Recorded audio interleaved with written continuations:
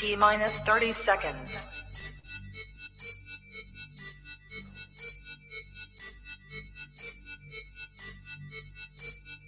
T minus 20 seconds.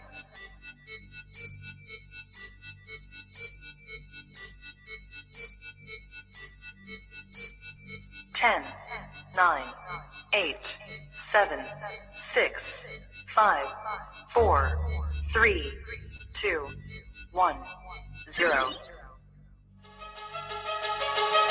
Yeah. Get high rapper. Man hour. You already know. It's live. It's raw. It's going down. Like this. I'm going around and letting everybody know that they welcome to the show. It's the latest thing you ever seen, you already know. Let me introduce you to your host of the hour. It be Mike and Mike. Yeah, it's the man hour. Got the hottest plays, all the breaking news. Every rumor, every trade, every breaking bruise. Tighten knuckle screws. Yeah, it's going down. Have you saying what the fuck and never watered down. It's going down. I'll be rolling up. And if you buy it or you sell it, then you made the cut. Watch me flip it back. I can double up. I got sriracha for that ass, I'ma burn it up. Gotta check the rules and know that it be fair and foul. Rep throw the whistle, coach throw the towel. We can do this on the field or outside the lines. It's the man hour though, now we going live. And what is up, everybody? Michael Buckhouse here with my man Mike LeBlanc with the Mike and Mike Man Hour, live, raw, and uncut sports talk. Coming to you on the Thursday edition. Check out that Mac and Mike Man Hour shirt merch. Man, I am all types of tongue-tied today. But hey, what is up, Mike? What is up? What is up? What is up? What's up, man? What's going on, brother? Man, it is a beautiful day over here in paradise. You know, it's sun shining. The birds are chirping. I got a glass of aqua or a bottle of aqua. Is it a glass or a bottle if it comes in a bottle? Thursday. It's definitely a glass of aqua. But nonetheless, Mike, I just want everybody to know that we do have merchandise for sale over there at the MikeandMikeManHour.com. Head over there. We got T-shirts. We got that beautiful hoodie that Mike is wearing there. Also got T-shirts, stickers, and coffee mugs as well. New and improved coffee mugs. There is the logo on there twice. I've actually got mine ordered. It should be here hopefully next week. So the shipping on it is a little slow. I'm not going to lie about that, guys, at all. But head over to MikeandMikeManHour.com. Pick up some merch, or if you don't want to pick up any merch, feel free to donate as well. Today on the show, if you're watching it over or on the YouTube channel, guys, we are giving away a $25 Amazon gift card. Once the giveaway comes up on the page, all you got to do is push hashtag ManHour on there, and then you're entered. Simple as that, Mike. Pretty cut and dry, huh? Hashtag man hour. Hashtag Man Hour. If you guys are watching us on Facebook, consider liking the page. We are almost at that 500 like mark. Go ahead and bump us over that threshold today. That'd be highly, highly appreciated. But Mike, it's Thursday. Football is here. The week number 2, second Thursday night game of the year. I'm not gonna lie. I absolutely hate Thursday night football. I hate it. I hate it. I hate it.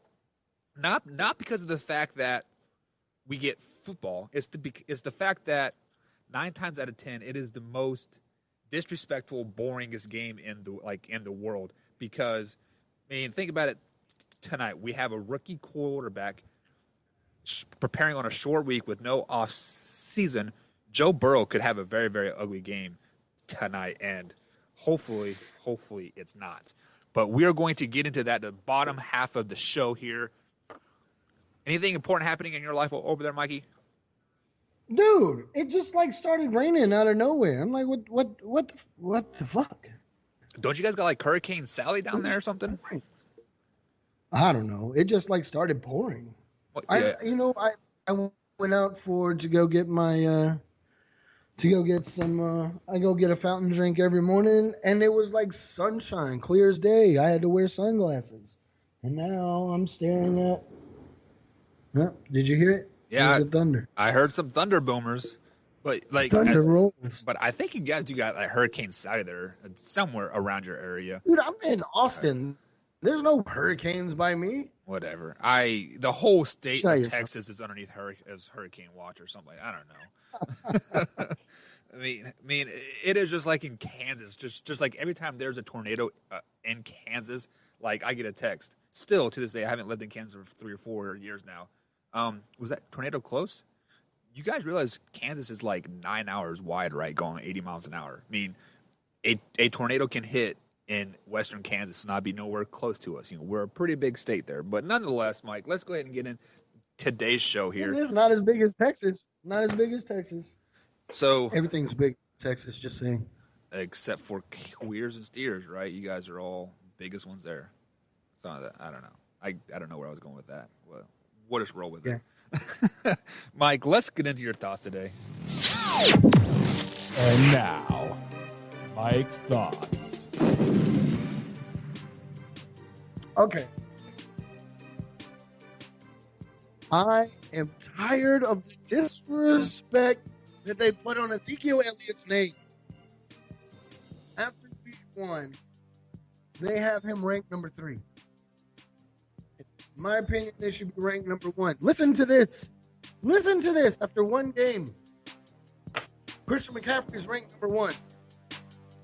He's got 23 attempts, 96 rushing yards, 4.2 yards per carry, 2 touchdowns, 3 receptions, 38 receiving yards, no receiving touchdowns. And he's number 1. Let's go to Zeke. 1 less attempt with 22 attempts, 96 rushing yards, 4.4 yards per carry. So more yards per carry. Well, you know, just a little bit. 1 rushing touchdown, 3 receiving yards, 3 receptions, 31 receiving yards with 1 receiving touchdown. So you're telling me stats are a little. You're telling me the 1 rushing touchdown puts Zeke at number 3 and Christian McCaffrey to number 1? Get out of here. Get out of here with that nonsense. Put respect on Zeke's name. Feed him. That's all I got. Stop disrespecting that man.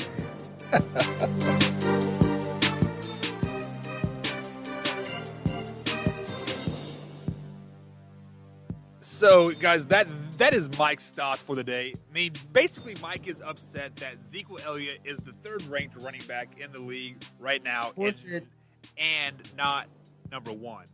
Well, Mike, we got news for you here. Zeke right now is not the best running back in the NFL. I mean, you're smoking crack. I'm not smoking crack today. He was the only productive one on the Cowboys that night. Well, let me jump into the Dallas Cowboys real quick here, if you don't mind. I don't think this is Mike McCarthy's offense yet. He hasn't had time to install his offense. This is still what's his face's offense still. I do think it's still Jason Garrett's, and Kellen Moore is running Jason Garrett's offense right now. Right. And something that I noticed again, they were kind of predictable on offense again. Right. Which was sad. Which is Jason Garrett-esque, like, at this point. So, yeah. I mean, give the Cowboys a couple weeks to really get practice and acclimating Mike McCarthy's system there with his with his coordinators and defensive coordinators and like whatnot, and then things will probably be turning around here. But you said Zeke was the only productive back on the Dallas Cowboys. Well, he's the only back that ran the ball, right? So I said the only productive player. Oh, okay. I mean, our receiver Amari Cooper was dropping balls. He played horrible on the road. Dak Prescott. Oh my God, let's just not even get into the human garbage can on the field. So yeah, oh my God. So you are telling me that if Christian McCaffrey wouldn't have been on the Dallas Cowboys week 1, I think he would have done better than Zeke. That's just the way it is. I think if you would have put Zeke on the Carolina Panthers, he wouldn't have done as well as Christian McCaffrey did. That's why. I mean, you can have all the stats in the world. So that you're telling me Christian McCaffrey is a better running back than Zeke right now? Yes. Oh my God! I can't do the show no more. I can't. There is a reason why I ranked him. You're number 1 vomiting out of your mouth right now. I mean, hey, who had the most yards last season? shit is falling out of your mouth right answer now? answer the question. Who had more yards, Zeke or Christian McCaffrey last season? I think Zeke did. Did he not? Rushing yards, I do believe. What about receiving yards? Christian Christian McCaffrey. I'll answer that. Christian McCaffrey probably. Yeah. Who had Yeah, more I'll give you touchdowns? that. Zeke. No, he didn't. Christian McCaffrey had more touchdowns. Cindy, I'll give you a call back in a minute, baby. Mike, I'm telling you, Christian McCaffrey is a better offensive weapon than Zeke Elliott is right now. Maybe week 5 or week 6, Zeke might get up to number 2, but he is not better than freaking Christian McCaffrey. That is just the way it is. He is not better, Mike. Never will be in this 2020 season. Maybe 2022 when Christian McCaffrey starts to get the load off of him a little bit, take that step over the hill and start to slow down a little bit. But past this season, I don't see him getting that number 1 spot. Not going to happen, Mikey. He's going to have that number 1 spot, I promise. What makes Zeke better than Christian McCaffrey? He's a better all-around running back than Christian McCaffrey. He's that power back that you want, and he's dangerous on the screen passes. Holy moly, he's dangerous, and he is. He is dangerous, but Christian McCaffrey is more dangerous. It showed in the rushing yards the receiving yards that Christian McCaffrey had last season. Dude, I mean, you have Dak Prescott throwing them the ball, and then you had Jason Garrett's offense. They never really utilized Zeke the way they should last season. All right, Mike. All right. You've been on this Dak Prescott hate train for long enough. Dude, Dak he's Prescott horrible. is a top 10 quarterback in the league. Top 10. Name me better. He's not. Does your eyes tell you that he is top 10? So let me ask you a question. Yep. If you were a true blue Cowboys fan, you would not mind Dak Prescott on your team? If I had a choice between Andy Dalton and Dak Prescott, I'm going to choose Andy Dalton. But let's say Andy Dalton isn't there.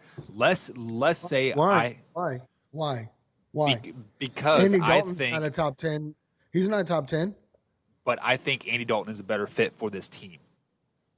Okay, I'll give you that. I I think he's I think Dak is garbage. I think he's overhyped, and I think his stats come from, screen passes to Zeke and taking it to the house, throwing these little dink and dunk passes, and Cooper takes it to the house, Gallup takes it, you know what I mean? Like, right. No, man. Yeah. You don't see Dak throwing the ball downfield like he should. I think Dak is a top 10 quarterback on any other team besides the Dallas Cowboys right now.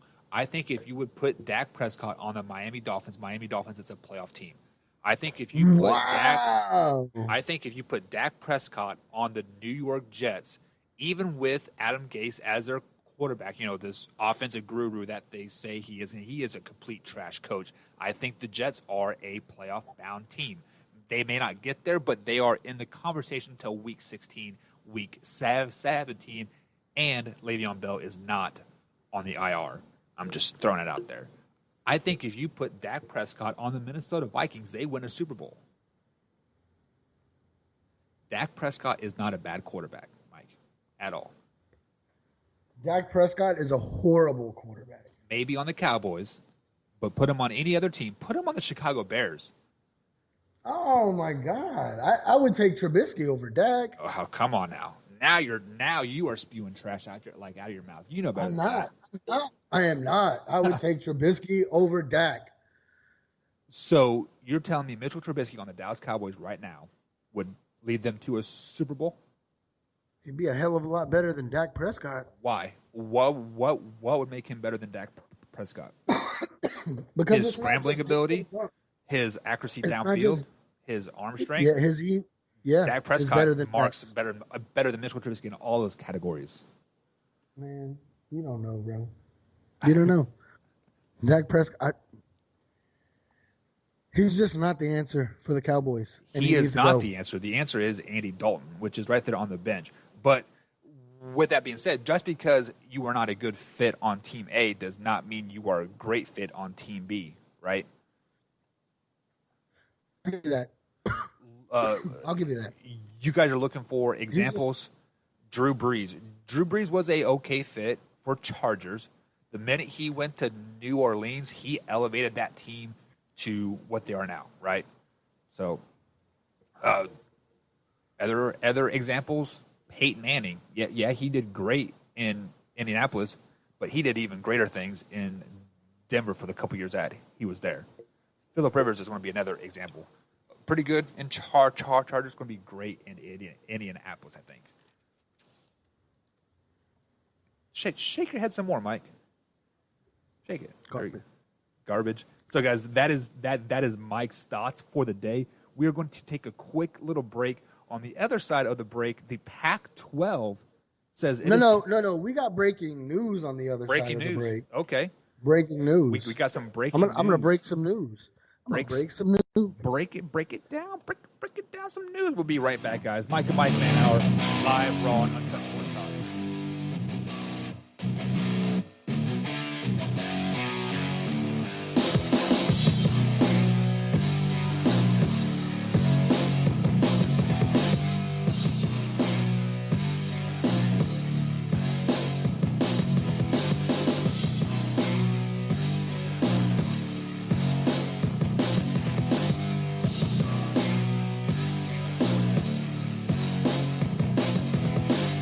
Welcome back to the Mike and Mike Man Hour, guys. Here, Michael Buckheiser with my man Mike LeBlanc, live, raw, and uncut sports talk.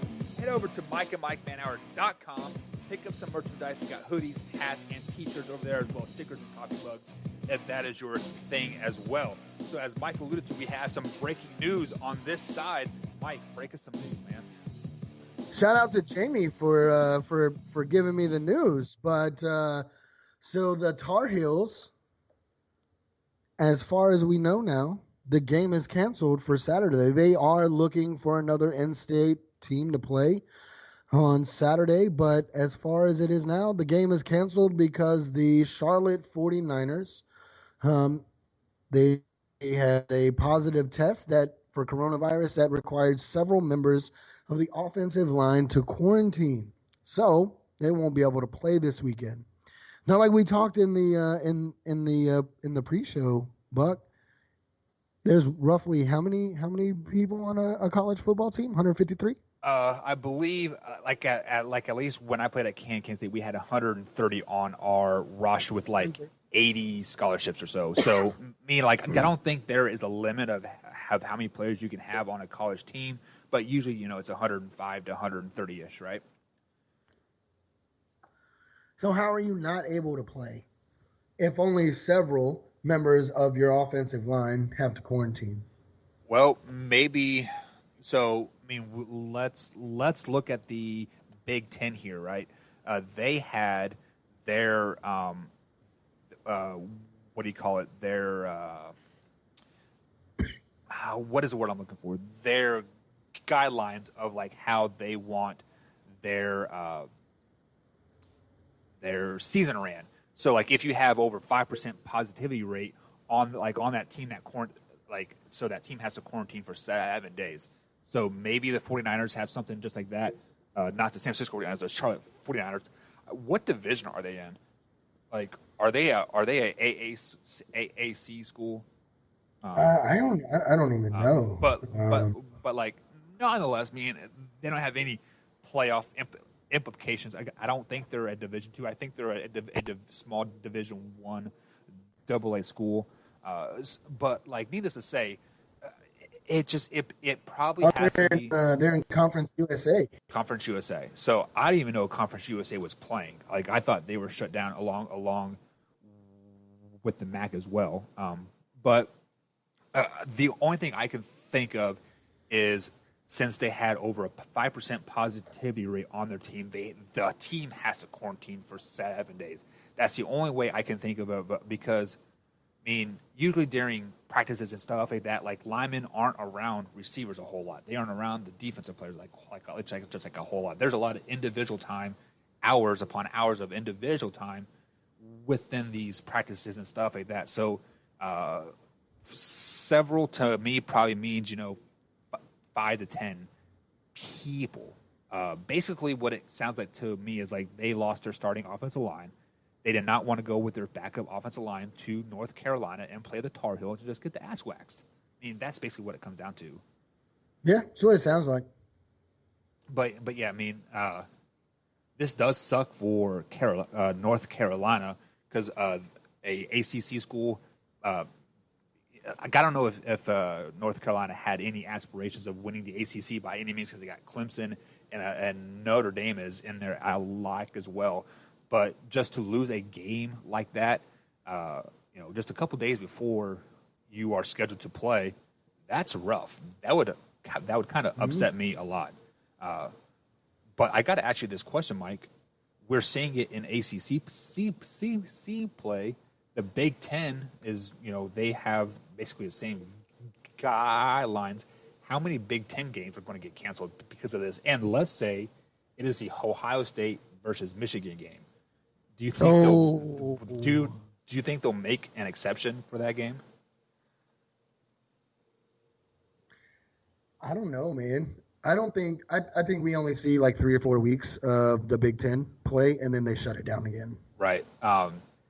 As far as Indiana, so I live in Indiana, roughly an hour away from Bloomington, Indiana, where IU sits, and they're having a surge in cases right now because they've been going back to school in college with no mask, no social distancing, or anything like that since August, and they're having a spike in cases because people are like, we're just tired of it. To be honest with you, we're tired of wearing the mask. We're tired of saying you can't do this, this, and this. It's just it's getting old. It's getting fast.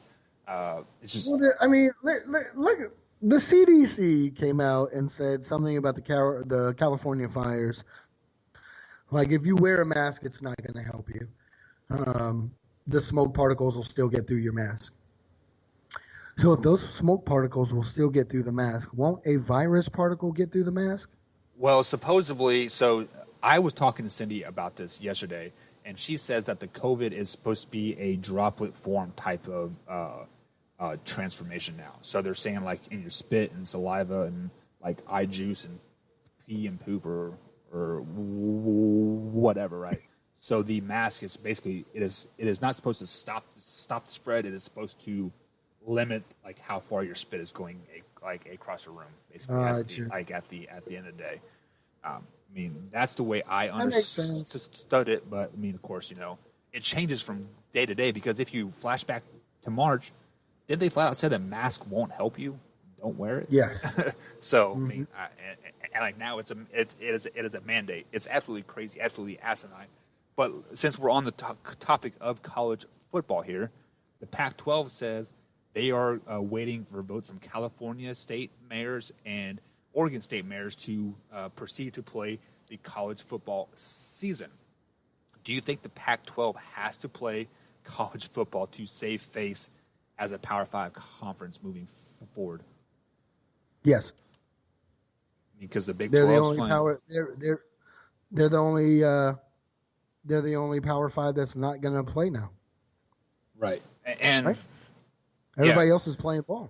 As of right now, yes. So with that being said, since all Power 5 conferences are now playing, the Big Ten is playing 8 games. The Pac-12 is probably going to play right around 6 or 7 games, just depending on when the season actually starts. I heard as late as October 27th was when they were going to start, so maybe they can squeeze in 7 games there. Who do you think is going to go to the college football playoff this year?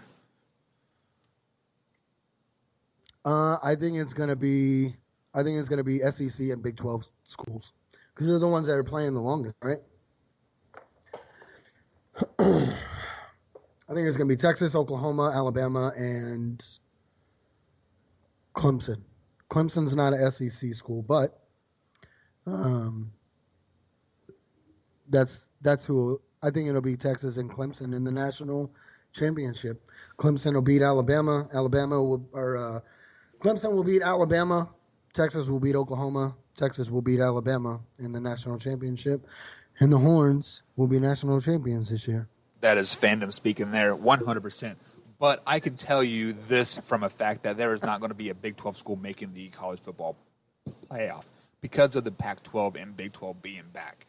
Just because I feel like they are going to feel some type of way toward those conferences. Like, hey, You guys only played 7 games or 8 games, so we're going to give you guys a little bit of break. Yeah, just because you didn't have the style points and the undefeated season, but you are still the Ohio State.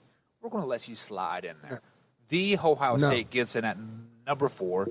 Number 3 is probably going to be Alabama. If that shit happens, then these powers, the Power 5 conferences like SEC, Big 12, and ACC, right? That's the other one that's playing. These conferences have to be like, you know what? This is bullshit. Just the Big 10 and the Pac-12 only comes in and plays 6 or 7 games, and we played a whole full season, and we went undefeated, and you leave us out because they came in because that was their preseason rate, and we played a whole season, and they play 6 or 7 games. You don't let us into the playoffs because of that? Nah, then that you will see at that point. You will see there will be no more NCAA. There will be no more of that. Well, see, that's the problem is that the NCAA doesn't pick the college football playoff. It is the playoff committee that well, you know what I mean. Does that, and the NCAA simply just sanctions it. So really the NCAA has no authority over that whatsoever. But the fact of the matter is that it is going to happen because they have to put Alabama in there. Because has Alabama ever missed a playoff ever? I don't believe so. They're going to let Ohio State in because they want a big name Big Ten school in there, and Clemson is going to be in there because they haven't lost a game in they lost 1 game in 3 years or something crazy like that. And then you're going to have a Pac-12 school in there, Oregon, USC, or somebody. Just because they feel sorry for them, like at the end of the day, and unfortunately that sucks. But the Big 12 is going to get shafted again, just because the Big 12 hasn't produced in the tournament. To be honest, I mean the Big 10 hasn't done shit in the tournament, Mike. Let's just be flat out honest. Oklahoma made it; they got beat in the first round. Texas made it, got beat in the first round. I mean, it sucks, but that's just the way it is. Well, it's bullshit. It is bullshit. But, guys, we are going to take a little bit of break, and we'll be right back right after this. Mike and Mike, Man Hour, live, raw, uncut sports talk.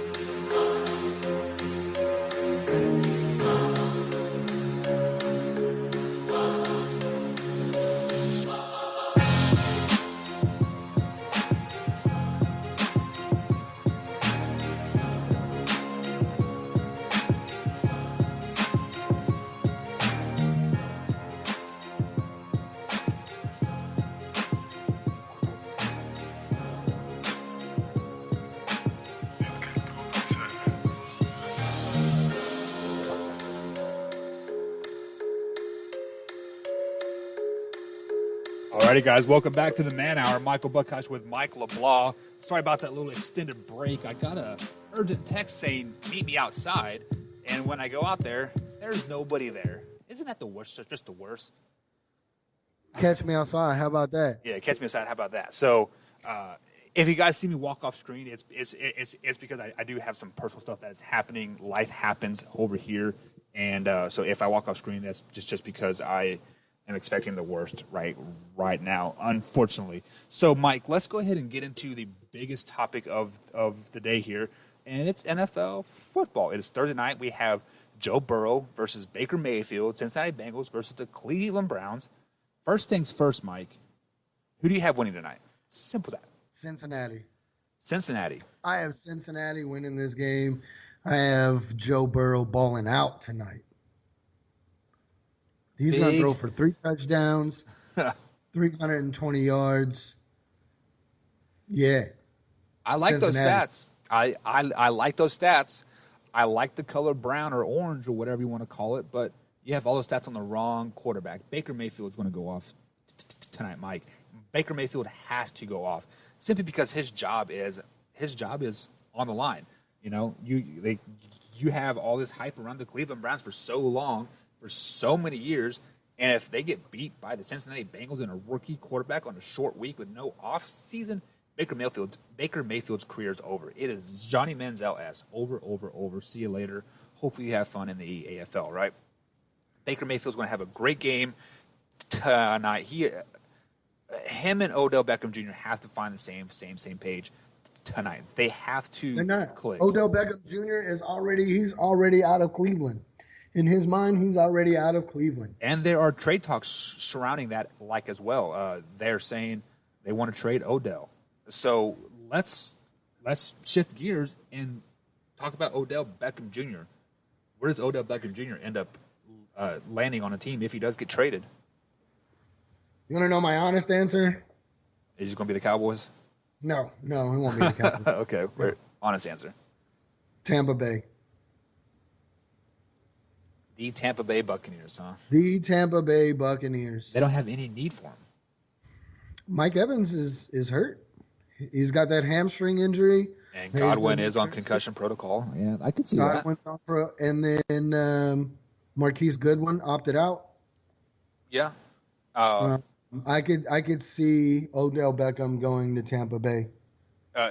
Honestly, that would probably be one of the best choices for him to go, is because, like I said before, Odell Beckham Jr. is the most overrated receiver in all of NFL. He had that one great catch, couple great years in Giants, but as soon as people started expecting stuff from him, he has been complete trash, to be honest. Yeah. So Trash. yeah, so with that being said, a team like Tampa Bay will be good. A team like Kansas City, I mean, they don't need him by any means, but he would be like a number 3 receiver. I think he could shine there, or a team like the Dallas Cowboys as well. So let's go ahead and shift back gears into the game a little bit. What are some keys to the game for the Bengals to win tonight? That offensive line for the Bengals is going to have to protect Joe Burrow. They're going to have to get the running game going to open up the passing game for him.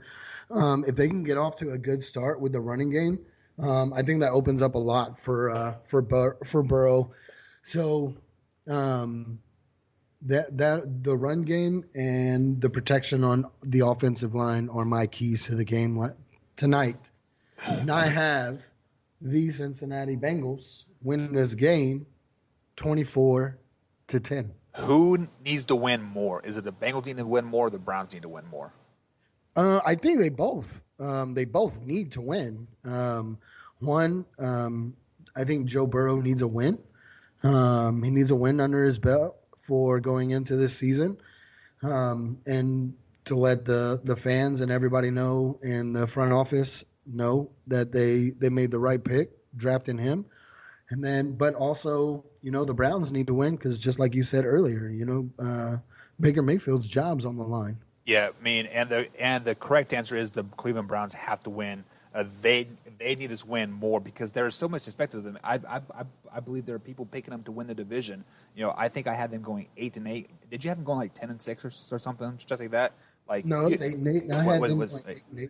Yeah, so I was on a show where the host had them going 10-6, 11-5. So the Cleveland Browns have to win this week because if they lose to a rookie quarterback on a short week, look for Cleveland Browns to blow things up. Odell Beckham Jr. is out of town. Baker Mayfield's on the bench. They're starting Case Keenum.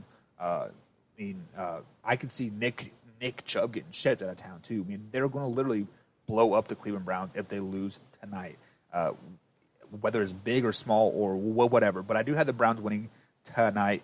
It's going to be 17-10. Joe Burrow might have a last sack and drive, but it's going to stall out about the 30. And they're going to go for a 4th and 8, and they're going to miss it, and the Browns win the game in the end. So, Mike, any closing thoughts before we head out? No, I think you're wrong. You think Cincinnati Bengals win tonight? Well, Mike, you are 100% wrong on that. But, guys, this is the Mike and Mike Man Hour live, raw and uncut sports talk. Catch us tomorrow, later in the day, about 3 p.m. East Coast time. I have a big meeting with the bank tomorrow, Mike.